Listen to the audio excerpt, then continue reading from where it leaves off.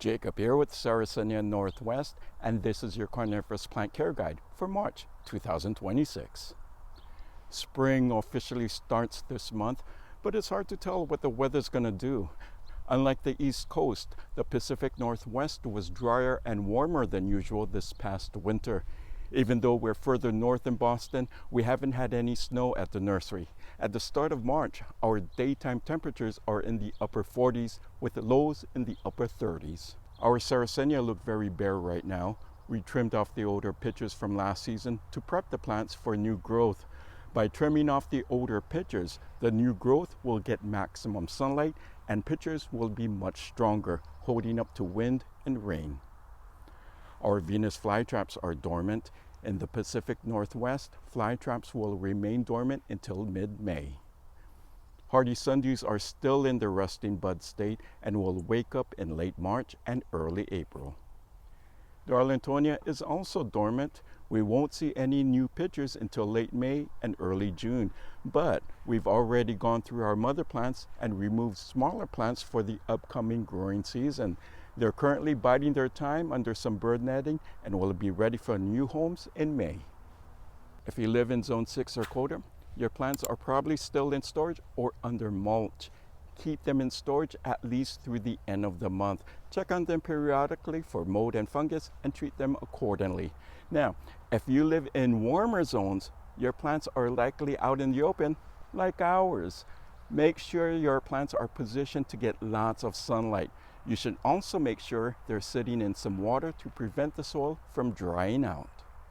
You should also prep your plants for spring growth. With your Sarracenia, clip off all pitchers from the previous season. Even if you think the pitchers look good, clip them off now.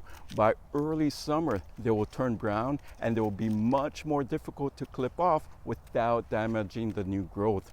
It's much easier to clip them off now. The only exceptions are Sarracenia and purpurea. These species keep their leaves for a couple of seasons, so you don't need to cut them back unless a pitcher is mostly brown. Now, if you're worried that your Sarracenia will lose nutrition if you cut off the older pitchers, you got nothing to worry about. I did a video all about this, and you can find the link down below. In addition to trimming your Sarracenia, you can also divide and repot them. You want to do that before new growth emerges, so now is a great time to get started. We have videos about dividing and repotting Sarracenia. Check them out down below. And if you're looking to purchase Sarracenia, check out the remainder of our 2025 stock. They're on sale as we clear them out to make way for a fresh new crop coming in April. So visit our website, growcarnivorousplants.com. In the tropical greenhouse, plants are growing very well. Sundews and butterworts continue to grow and produce dewy leaves, though some of the butterworts are in their resting phase right now. They'll wake up sometime next month. Nepenthes will produce more pitchers as the days get longer and warmer. Helianthera are also growing very well. Some of our mother plants were growing so large that we were able to divide them and repot them into larger pots. Divisions will be ready in April and October. When growing tropical plants in a windowsill, make sure they're getting several hours of direct sunlight. Sunlight is necessary for optimal growth. If your plants are not getting the color or growth you expect, use LED lights to supplement natural sunlight.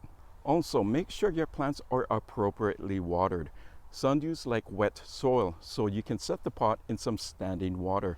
However, butterworts, nepenthes, and helianthera prefer only damp soil, so when watering them, allow the water to drain through.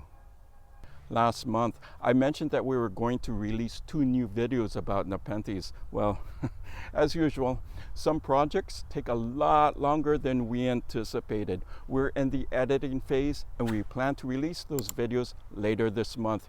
We're also working on a couple of videos about Darlingtonia. These videos will summarize what we learned about them over the past 30 years. We anticipate releasing them in late April or early May. And finally, check out our events calendar. We don't have any events in March, but we have a couple of events in May. We also opened up the reservation process to our open houses. It's a rare chance to see our collection in person and purchase plants not available online. This year, we're hosting 5 weekends starting in June. Space is limited and reservations are required. So check out the website, growcarnivorousplants.com. Thank you so much for watching, and I'll see you in another video.